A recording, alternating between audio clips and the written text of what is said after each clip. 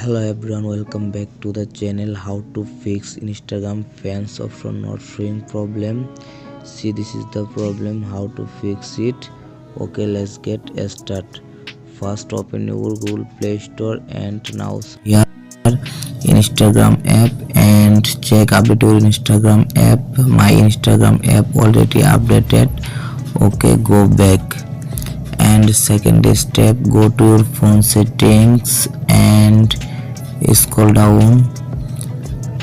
Now click on the apps option and now search here Instagram app. Now tap on the Instagram app and scroll down, then click on the force stops. Okay, scroll down.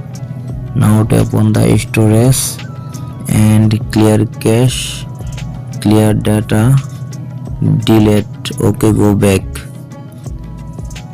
And now click on the permission option and allow all permission. Calendar allow, back, call logs allow, back, camera allow, contacts allow, location allow, microphone allow, then allow all permission. Okay, go back. And now check your internet connection. Okay, and now restart your phone and reopen it again your phone and open your Instagram app.